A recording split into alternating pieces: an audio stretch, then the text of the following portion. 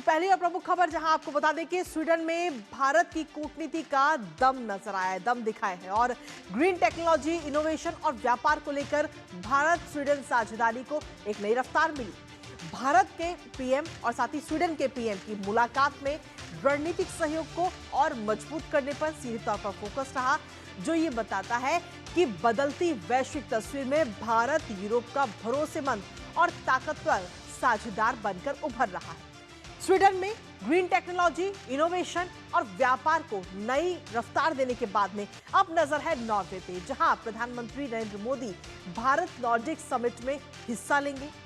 अब एक तरह से हम देखें तो 43 साल बाद किसी भारतीय प्रधानमंत्री की ये ऐतिहासिक नॉर्वे यात्रा, जो सिर्फ रिश्तों की गर्माहट नहीं बल्कि भविष्य की रणनीतिक साझेदारी का भी बड़ा संदेश माने जा रही है। प्रधानमंत्री की नॉर्वे यात्रा को लेकर जानेंगे अपडेट अपने सहयोगी अखिलेश सुमन से। उससे पहले आपको दिखाते हैं प्रधानमंत्री नरेंद्र मोदी की स्वीडन यात्रा की कुछ खास झलक, वहां की तस्वीरें जहां प्रधानमंत्री नरेंद्र मोदी का जोरदार स्वागत किया गया। तो ये 4 तस्वीरें समय हम आपको दिखा रहे हैं। पहली तस्वीर आप देख रहे हैं जब प्रधानमंत्री वहां पहुंचे तो उनका भव्य स्वागत हुआ एक अलग अंदाज में। इसके साथ ही भारत स्वीडन साझेदारी को नई रफ्तार और ग्रीन टेक व्यापार पर भी सीधे तौर पर फोकस है। स्वीडन के बाद नॉर्वे का भी दौरा करते हुए नजर आएंगे। तो ये 4 तस्वीरें इस समय हम आपको दिखा रहे हैं, जहां सबसे पहले प्रधानमंत्री नरेंद्र मोदी का भव्य स्वागत वहां पर हुआ, जिसके बाद में प्रधानमंत्री नरेंद्र मोदी और स्वीडन में वहां पर स्वीडन के जो पीएम है उनके साथ द्विपक्षीय वार्ता हुई। साथ ही तीसरी तस्वीर आप देख रहे हैं स्वीडन का जो सर्वोच्च सम्मान वो प्रधानमंत्री नरेंद्र मोदी को मिला है। और इसके साथ ही चौथी तस्वीर European round table for industry में शामिल होते हुए प्रधानमंत्री नजर आए, जहां पर उनका अपना संबोधन भी रहा। तो ये 4 तस्वीरें प्रधानमंत्री की इस स्वीडन यात्रा की हम आपको इस समय दिखा रहे हैं। तो बेहद ही खूबसूरत तस्वीरें ये नजर आई हैं। और इसके बाद में अब आज प्रधानमंत्री नॉर्वे पहुंचेंगे और वहां से भी इसी तरीके की तस्वीरें कई सारी नजर आएंगी। तो फिलहाल ये 4 तस्वीरें, लेकिन इसके साथ ही अगर हम देखें तो प्रधानमंत्री नरेंद्र मोदी ने सीधे तौर पर European round table for industry को संबोधित किया। अब इस दौरान इस इंडस्ट्री को संबोधित करते हुए प्रधानमंत्री नरेंद्र मोदी ने सीधे तौर पर आतंकवाद पर चिंता जाहिर किया। क्या कुछ कहा उन्होंने, आपको सुनाते हैं। विभिन्न तनावों और समस्याओं के समाधान के लिए भारत ने सदैव डायलॉग और डिप्लोमेसी पर बल दिया है। भारत और स्वीडन सहमत है कि आतंकवाद पूरी मानवता के लिए गंभीर चुनौती है। पिछले वर्ष पहलगाम में हुए आतंकी हमले के बाद हमें स्वीडन से मिले समर्थन के लिए मैं प्रधानमंत्री क्रिस्टरसन का आभार व्यक्त करता हूं। हम आतंकवाद और उसके समर्थकों के विरुद्ध लड़ाई जारी रखेंगे। तो स्वीडन की इस यात्रा के बाद में प्रधानमंत्री अब आज पहुंचेंगे नॉर्वे। और नॉर्वे में सीधे तौर पर अगर हम देखें तो प्रधानमंत्री की ये काफी ऐतिहासिक ये यात्रा होने जा रही है, क्योंकि 43 साल बाद कोई भारतीय पीएम नॉर्वे की यात्रा करता हुआ नजर आएगा। और इसके साथ ही आपको ये भी बता दें कि प्रधानमंत्री की नॉर्वे यात्रा, जहां नॉर्वे जाने वाले पहले भारतीय प्रधानमंत्री और साथ ही पीएम मोदी की पहली नॉर्वे यात्रा, नॉर्डिक देशों के नेताओं के साथ बैठक भी करते हुए प्रधानमंत्री नरेंद्र मोदी नजर आएंगे। और इसके साथ ही नॉर्वे के जो प्रधानमंत्री हैं जोनास गाहर स्टोरे के साथ द्विपक्षीय वार्ता भी प्रधानमंत्री नरेंद्र मोदी की होगी।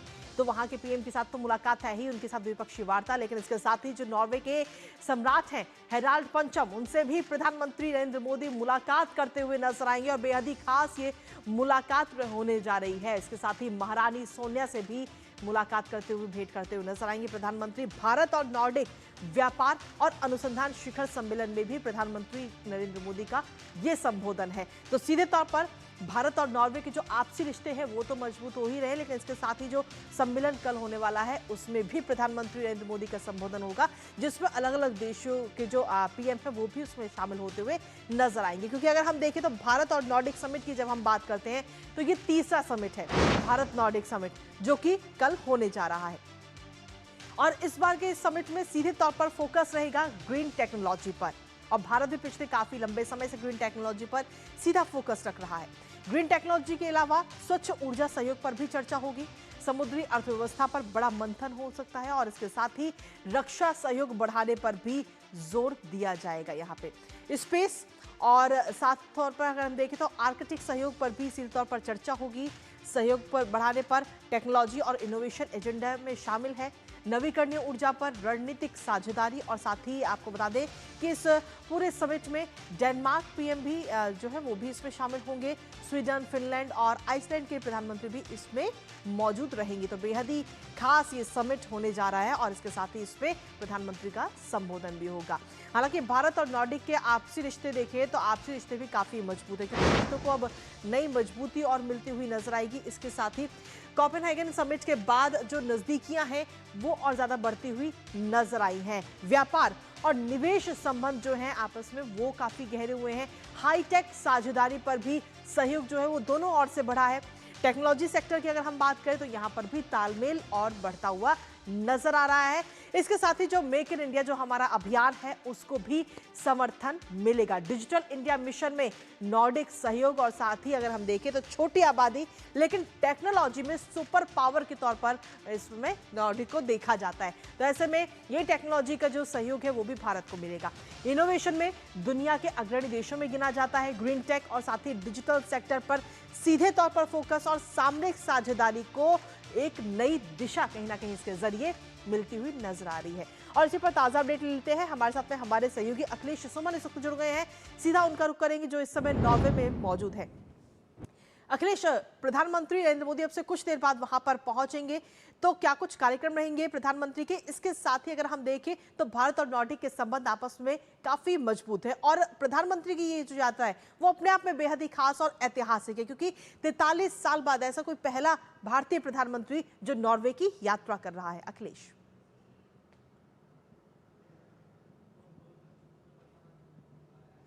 देखिए, निश्चित तौर पे बहुत ही महत्वपूर्ण यात्रा है, क्योंकि इस यात्रा के दौरान कुछ ऐसी चीज़ें होंगी जो एक दुनिया के लिए एक तरीके से सकारात्मक संकेत होगा। प्रधानमंत्री नरेंद्र मोदी तकरीबन 9:25 पे नॉर्वे के ओस्लो एयरपोर्ट पे आएंगे और उसके बाद 10:30 बजे उनका जो स्थानीय होटल है उसमें उनका स्वागत होगा।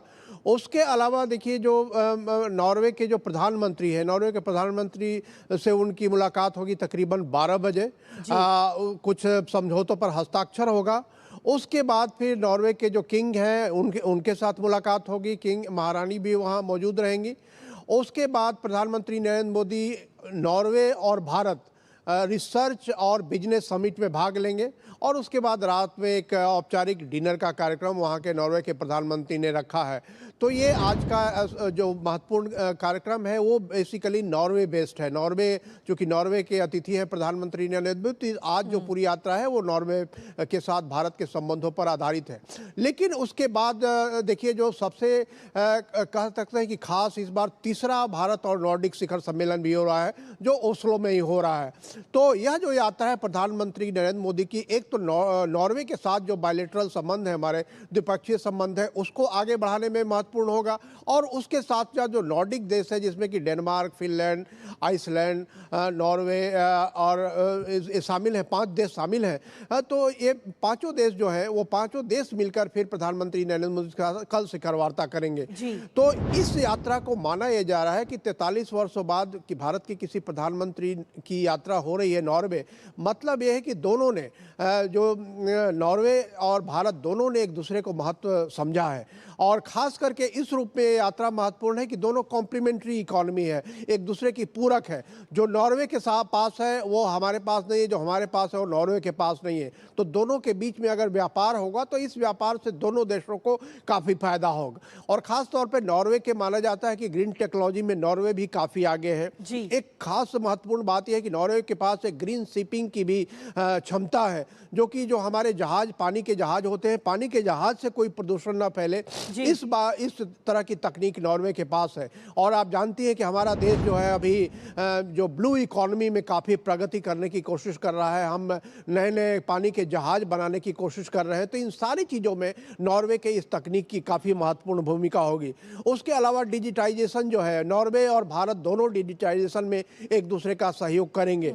जिस तरीके से हमने यूपीआई में एक महारत हासिल की है, नॉर्वे के पास और भी ज़्यादा डिजिटाइजेशन की क्षमता है और इसको माना जाता है कि नॉर्वे जो है स्मार्ट गवर्नेंस इसके माध्यम से किया जाता है कि आप इस माध्यम से सारी चीज़ों पे एक तरीके से निगरानी भी कर सकते हैं, लोगों को delivery of goods and services भी कर सकते हैं और गवर्नमेंट को जो है हर व्यक्ति के बारे में किस तरीके से लाभ पहुंचाए, ये सारी जो है नॉर्वे ने इसमें महारत हासिल की है, जो हमने भी लगातार सीखा है और इसे भी हम बड़े पैमाने पे लागू कर रहे हैं। तो ये जो 3 क्षेत्र हैं, इन 3 क्षेत्रों के अलावा ब्लू इकोनॉमी जो है, नॉर्वे का समुद्र के साथ जो संबंध है और समुद्री जो उनकी इकोनॉमी है, उस इकोनॉमी में भी भारत और नॉर्वे सहयोग करेंगे।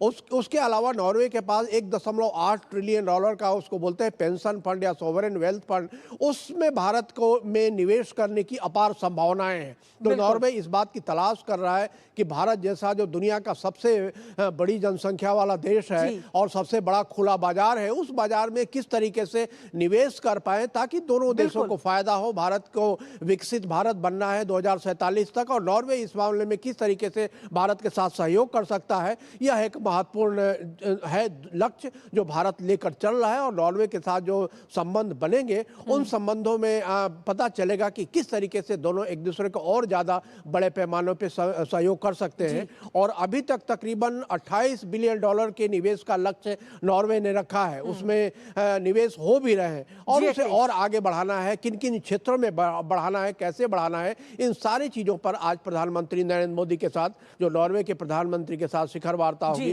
उसमें चर्चा होगी और समझौतों पर हस्ताक्षर होंगे। चलिए, आप इस वार्ता पर अपनी नजर लगातार बनाए रखिएगा। फिलहाल बहुत बहुत शुक्रिया अखिलेश, तमाम अपडेट्स और जानकारी साझा करने के लिए हमारे साथ।